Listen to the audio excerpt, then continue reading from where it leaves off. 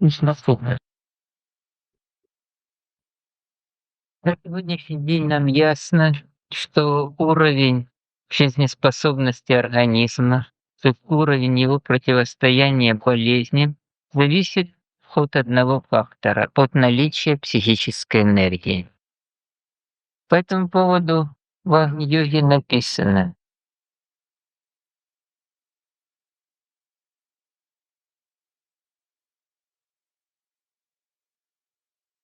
безошибочно можно сказать, что течение каждой болезни зависит от состояния психической энергии. Но люди не хотят понять, что их свободная воля. Что там сосед там? Что их свободная воля будет сильным импульсом в пользовании психической энергией. Чем яснее человек представляет себе этот процесс, тем больше он поможет себе. Надземное. И вот на сегодняшний день вырисовывается очень стройная картина, чтобы мы могли понять, как все-таки психическая энергия накапливается, как расходуется. Ну, вы знаете, в Агни-йоге или в руководстве по Агни-йоге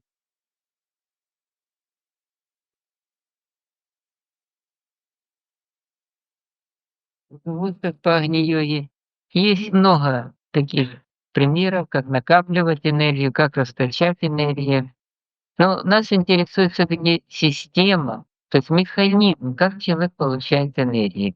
И в этом плане на сегодняшний день представляется два аспекта накопления энергии в организме. Первый аспект — это взаимодействие с окружающей средой. Это прежде всего взаимодействие на уровне питания, дыхания, взаимодействие на уровне состояния физического тела. Значит, и это один из многих аспектов, который выводит организм в состояние гармонии. Так, если мы возьмем питание, практически мы сегодня повсеместно нарушаем питание. Повсеместно мы нарушаем элементарные вещи о том, что необходимо раздельное питание. Периоды между пищами должны быть не менее 4-5 часов. Это я все говорю известно.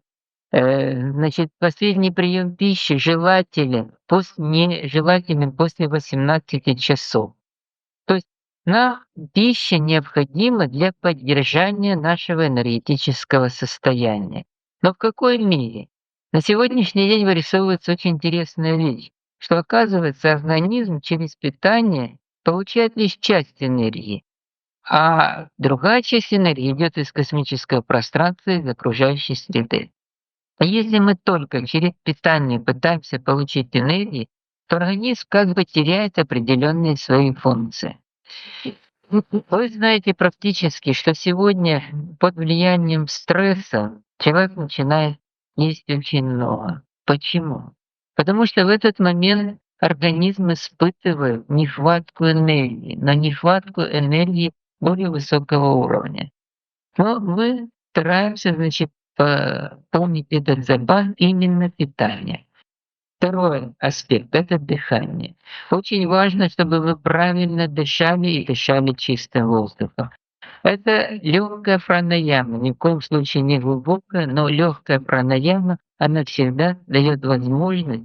Недаром в ведической литературе говорится о том, что при, значит, дыхании прана устремляется через легкие в значит, каждую клеточку нашего тела. Поэтому это тоже один из важных аспектов. Следующий аспект — это один из самых важных аспектов — это взаимодействие с окружающим миром. Если мы взаимодействуем на основе агрессивных мыслей, желаний, то мы на сегодня можем сказать, что это 100% ведет к заболеванию. Если человек агрессивен по отношению к окружающему миру, если он курит, пьет, то рано или поздно он заболеет желудочно-кишечным заболеванием. Значит, он попадет в больницу, но в этот момент он испугается, он перестанет там курить, пить, или во всяком случае ругаться, то он восстановится, его, так сказать, здоровый. Но если он будет продолжать вести такой же образ жизни, то рано или поздно он заболеет раком. Это закон, ибо рак — это недостаток психической энергии. Когда нет в организме энергии, человек заболевает. То, что мы сегодня говорим о питании, очень важно, чтобы мы поняли механизм, энергетический механизм, почему нельзя потреблять животную пищу. Потому что в момент еды мы поглощаем энергию смерти. В момент того, когда убивают животное, оно умирает, выделяет эту энергию, которая записывается на клеточном уровне. И когда мы едим что-то мясное, мы поглощаем энергию смерти. Когда мы молоды, у нас больше запас энергии эволюционно, мы только вступаем в жизнь, мы идем по жизни, нам хватает этой энергии. Но насколько, это определить трудно. Мы, изучая тексты ведической медицины, нашли, что иногда целитель Востока, когда к нему приходил пациент, назначал ему диету, содержащую только чистую воду, и лепешку не испеченную, а высушенную на солнце с проросшей пшеницей или других злаков. И этого было достаточно, чтобы человек исцелился. Это, кстати, мы находим в Евангелии от Есея. Почему это происходит? Оказывается, вот те продукты, которые я назвал, чистая вода и проросшая пшеница, обладают энергетическими аспектами, такими, которые включают механизмы наших высших энергий. И одновременно, когда человек не тратит энергию на уничтожение вот той энергии смерти, которая поступает в его организм, то, соответственно, его состояние здоровья улучшается настолько, что он выздоравливает. Американские ученые провели интересные исследования. Они исследовали уровень заболеваемости вокруг бойни, то есть там, где убивают животных. И получилось очень интересный фактор, что эти зоны обладают вот такой активностью патологической, что люди вокруг боя болеют несколько раз чаще. Высказываются даже такие предположения, что большинство террористических актов в локальных войн возникают именно от того, что мы продолжаем убивать животных, и возникает зона агрессии. Значит, очень важно, чтобы мы начали правильно взаимодействовать с окружающим миром на основе правильного образа жизни и мысли. Все, что есть на Земле, оно создано для того, чтобы человек жил в гармонии с окружающим миром. Попробуйте проверить на природе, если вы будете прислушиваться к пению птиц, вы услышите интересную вещь, что они будут лучше петь. Птицы поют для вас. Природа звучит для каждого из нас. Если мы обращаемся к природе с энергией радости, покоя, гармонии, то мы получаем то же самое в ответ. Сказано в Писании, не то против человека, что поступает в него, а что выходит из его уст. То есть это тоже очень важнейший аспект. Наша мысленная и словесная продукция. Как то, что мы говорим, имеет определенные вибрации. Особенно эти вибрации иногда пагубно воздействуют на наших детей. Если мы говорим, завтра мы более подробно об этом скажем.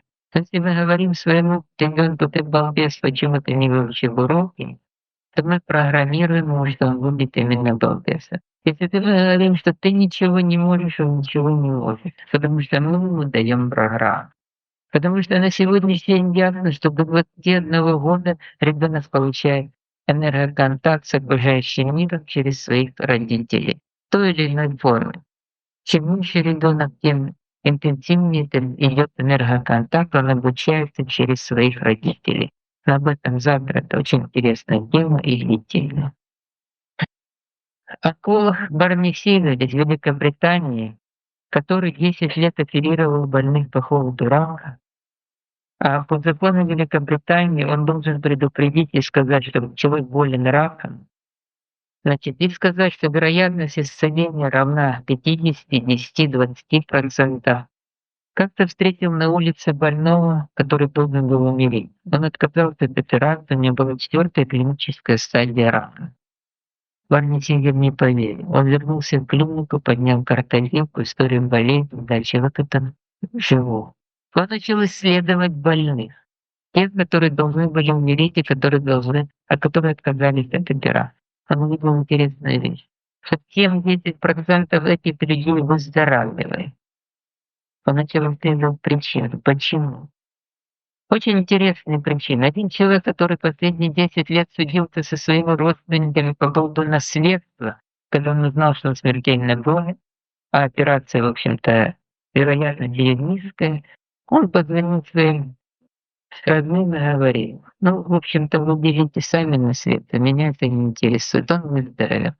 Человек, который всю жизнь мечтал писать стихи, рисовать картины, и для этого он работал и собирал деньги, чтобы купить себе домик на берегу моря. И вот когда он накопит деньги, он начнет эту деятельность. Когда он узнал, что он смертельно болен, он понял, что у него времени мало.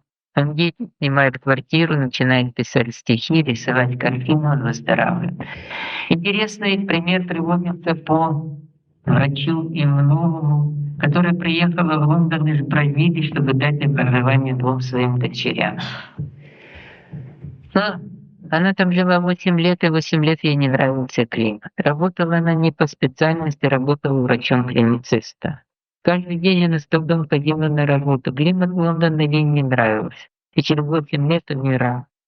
Когда она об этом узнала, что операция не принесет ничего, она говорит: «Я уеду умирать в Бразилию». Она уезжает, дети к этому времени были устроены. Уезжает, там как раз подворачивается ее работа, где она работала. Она начинает работать, и она выздоравливает. Барби Сигель собрал, написал целую книгу. Сейчас он написал вторую книгу «Чудеса без чудес». Он прекратил оперировать и сказал: «Я не имею морального права оперировать людей. И не надо объяснить, как жить в этом мире». Вот это взаимоотношение с окружающим миром. Как мы его построим, зависит от нас, от наших мыслей, от наших желаний, от наших устремлений. Второй механизм энергетический, который действует в нашем организме, это связь с высшими энергиями. Мы можем называть это по-разному: Бог, религия, церковь, можем называть абсолют, высший разум. Но то, что мы сегодня получаем эти энергии, это факт несомненный. Вы исследовали больных, которые поступили к нам по поводу глюкозы в крови, крови. Они поступили к нам в связи с тем, что у них было 37% суицидальных тенденций. Это люди, которые выбирали, как покончить жизнь самоубийством, и мы хотели оказать чисто психологическую помощь. Мы провели иммунологические исследования до и после лечения в течение 2 недель. И что мы увидели? Мы увидели клиническое улучшение у всех практически у всех, без исключения. Но самое главное, мы увидели, что появились клетки крови, которых не было в течение 5–7–10 лет. Так на сегодняшний день нам ясно, что есть энергии, которые могут изменять природу человеческого тела. И эти энергии можно включать при помощи 2 механизмов основных. Это молитва или медитация. Но надо правильно все это понять. Молитва — это связь с Высшим. Как мы должны молиться, написано в Евангелии, написано в Нагорной проповеди. Молитва — это особое состояние. И вот мне довелось встретиться с отцом Ефимием в Киево-Печорской лавре, который был кафедрой в Великом университете. Он заболел раком, хотя ему ставили стеноз пищевода, то есть сужение пищевода. Последние 20 лет, 20 дней он только понемножку принимал жидкую пищу, и наконец-то он попал на операционный стол. Когда его разрезали, врачи увидели 4-я клиническая стадия, зашили и сказали жене: «Готовьтесь к похоронам». Но он говорит: «Я очень хотел жить». И я начал молиться. Я его спрашиваю: «Были ли вы верующим человеком?» Он говорит: «Ну, как все, приходил по праздникам, ставил свечку, минут 15 постоял и пошел». «Ну, какую же вы молитву читали?» Говорит: «Молитва моя была простая. Я просил Господа оставить мне жизнь, и до конца своих дней я буду служить Ему». 4 суток он молился. Говорит, 4 суток я ни на минуту, ну, говорит, немножко заснул, опять просыпаюсь, молюсь. И на 4-й день я говорит, понял, что Бог меня слышит. Я говорю: «А как это вы ощутили?» Он говорит: «Нет в человеческом языке таких понятий, но я понял, что я его слышу». На 8-й день он стал пить, на 20 век врачи развели руками. Значит, у нас была врач, которая рассказала о том, что её сын попал в реанимацию. И когда она пришла, врачи сказали: "Ну, максимум сутки протянет, больше нет". Говорит: "Я не помню, как вышла из больницы, как очутилась в храме". Говорит: "Вот чувствую, что я молюсь, слёзы текут". Говорит: "Что я говорила, я не помню". Пришла в себя, когда подошла служительница и говорит: "Доченька, Бог тебя услышал, иди домой". Говорит, пошла домой, легла спать, утром проснулась, говорит, было такое состояние, что вот спокойно, но подумала, что, наверное, просто уже как психологический шок. Пришла в больницу, а врач её встречает, говорит: "Мы не поняли, что случилось, но ваш сын будет жить".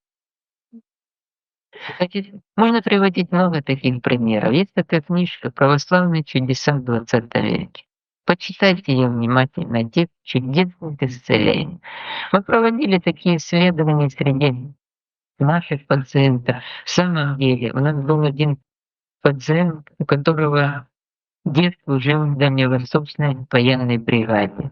И полную бригаду перебросили под Питер для закрытия прорыва. И вся бригада погибла. Остались только 3 человека. И вот, встретившись после войны за праздничным столом, тогда об этом нельзя было говорить, но дед не выдержал и говорит: "Ты знаешь, и почему я остался жив своим соотечественникам, ну, которые сидели со столом, сослуживцам?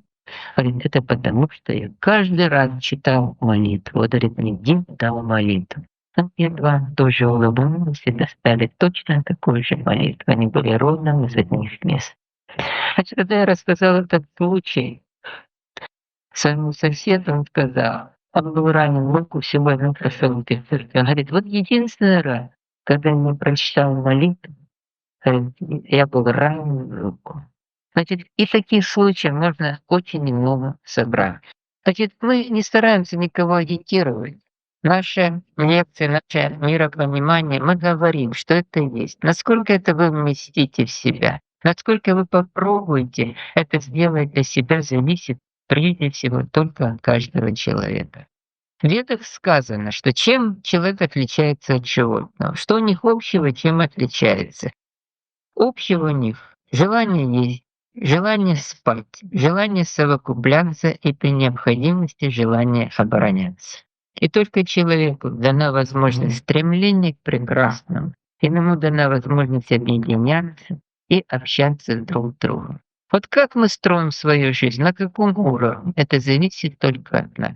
Изменить человека очень и очень трудно, ибо есть еще один фактор.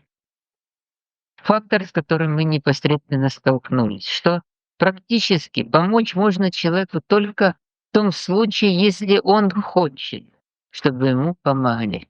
И он готов взять на себя ответственность за свою болезнь, свое выздоровление. Поэтому, когда к нам приезжает больной, мы ему говорим: "Вы готовы взять на себя ответственность?" Ибо большинство болезней, которыми мы страдаем, это следствие нашего неправильного взаимоотношения с этим миром. Мы породили эту болезнь. Если мы ведем себя агрессивно и посылаем в мир мысли, что соседка плохая, то мысли эти открывают в нашей ауре энергоокно, в которое войдут такие же мысли. Так мы сами себе своими мыслями, своими желаниями приносим, приносим болезнь. Древние говорили, что боль и болезнь — это сторожевой пес организма. Еще написано, что болезнь — это посещение Господа. То есть мы должны остановиться и подумать, что мы делаем неправильно в этом мире. Но большинство людей поступает так. Когда им об этом говоришь, они говорят: "Да, все это правильно, но у нас работа, нам надо посадить картошку, отметить день рождения, сходить в театр". А иногда бывает очень поздно. И вот больные лейкозом, не все были улучшения клинические, но выздоровела одна пациентка. Одна из 52. Почему? Потому что она начала за себя бороться. Она читала, она приходила к нам в клинику, убирала полы, мыла окна. Она иногда спрашивала, но она приходила И для того, чтобы показать, как она работает, она просто приходила помогать.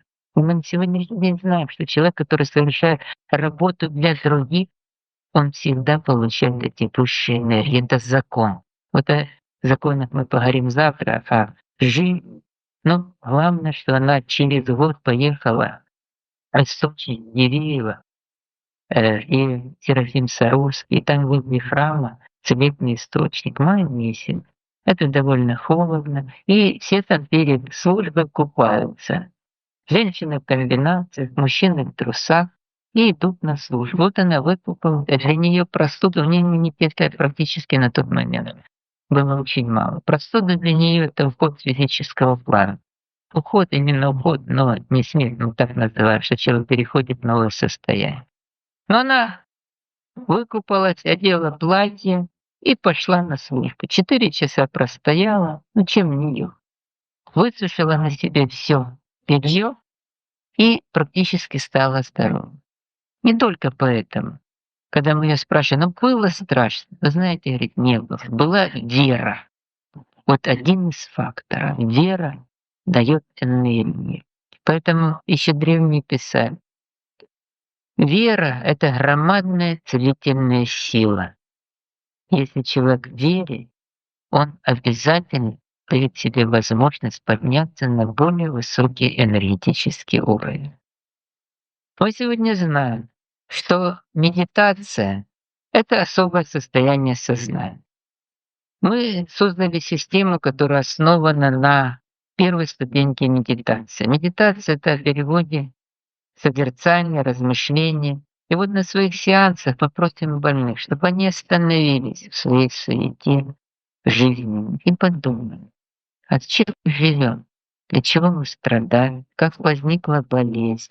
Мы стараемся, чтобы они помирились с миром. Поэтому медитацию не рассматриваем как суженное сознание, потому что если говорить о более высоких ступенях медитации, это такая очень трудная работа. Человек должен очиститься, как и в молитве, перевести себя на более высокий энергетический уровень. Для этого требуется громадная, кропотливая, очищающая работа. Поэтому мы говорим о начальных ступеньках медитации, которая — это естественное состояние человека.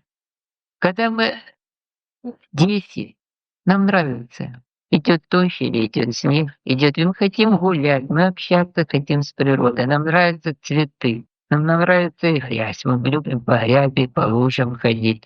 Нам нравится этот мир. Мы потом научим детей не любить этот мир. Когда мы влюблены, мы идем по городу, и нам кажется, что и вокруг нас все влюблены, все улыбаются. Когда мы пишем стихи, то же самое. Когда мы заняты творческой работой, мы можем испытывать трудности в этом мире, страдания, неприятности. Нас могут выбивать из состояния, но мы всегда возвращаемся к состоянию благости, если эта благость есть. Поэтому мы говорим, бабушка, которая готовит с любовью борщ для своих детей и внуков, находится в медитативном состоянии. Почему она притягивает любовь и отдает эту любовь тому, что она делает. И поэтому больше бабушки пирожки всегда вкуснее. Почему? Наслоенная энергия. Это сегодня фактор. Поэтому мы говорим, когда вы покупаете продукты, смотрите не на них, смотрите на того, кто вам продает. Женщина очень хорошо знает, покупаешь молоко, доносишь домой, оно скисло. А надо 4 дня стоит, за хлеб бросаешь. Ну когда ж ты, оно не киснет. Это уровень психической энергии того человека, который взаимодействует с животными. На сегодняшний день даже есть работа о том, что уровень, сколько дает корова молока, зависит от психоэмоционального состояния доярки. Мы скажем больше от энергетического состояния, тех наслоений, которые наслаиваются на продукт. Поэтому мы говорим, медитативное состояние — это естественное состояние. Естественное состояние, когда человек вообще начинает думать в этом мире. Мы не думаем. Мы находимся в каком-то таком вот суете, которая не дает нам возможности. Иногда только когда умирает кто-то близкий родственник, мы останавливаемся, там, ну что, вроде молодой и умный, рак или сердечно-сосудистые заболевания. Но мы сегодня знаем, что сердечно-сосудистые заболевания Это заболевания, которые возникают от того, что человек может принимать энергию, но не может ее отдавать. Он накапливает эту энергию. Поэтому в Англии и сказано, что многие сердечные болезни бывают от богатства. Это не значит, что богатство человек богат. Это значит, он материально пытается захватить много. Он пытается просто считать это своим. Мы знаем, сегодня психологи очень интересно приводят факты, что 70% вещей, которые у нас есть в доме, они не нужны нам. Мы ими не пользуемся. Никогда. Мы собираем библиотеку и думаем: вот дети прочитают. Нет, сначала мы думаем, придем на пенсию, почитаем. Потом мы думаем, детям дадим. Потом дети и так далее. Также и вещи на черный день и так далее. Но ведь Цицерон, когда приходил на базар, он говорит: я счастлив, что тут есть очень много вещей, которые мне не нужны. Поэтому всегда надо думать об этом, о том, как взаимодействовать с этим миром, как построить гармонию. Я еще расскажу притчу вам перед тем, как наша сотрудница Вера Новикова почитает стихи, потому что я чувствую, что мы уже погрузились в особое состояние, и нам надо еще немножко искусства, чтобы поднять это. Поэтому мы не за искусственные медитации, мы за естественное возвращение человека к гармонии с окружающим миром и с космическим пространством. Так вот, чтобы нам понять суету, в которой мы живем, есть такая притча. Когда Бог создавал человека, Он его лепит, лепит, лепит. Ангел вокруг ходит и говорит: ну и намучаешься ты с ней. Бог молчит, продолжает лепить. Он опять: ну и намучаешься ты с ней. Бог отвечает: нет, не намучаюсь. Он говорит: почему? Говорит: я ему задал 2 программы. Пока он не поумнеет, он все время себя будет спрашивать: что делать? Ангел ходил, ходил, говорит: а какая ж 2-я программа? Говорит: когда поумнеет, он будет себе задавать вопрос: зачем? Вот поэтому мы в нашей жизни всегда должны себя спрашивать: зачем?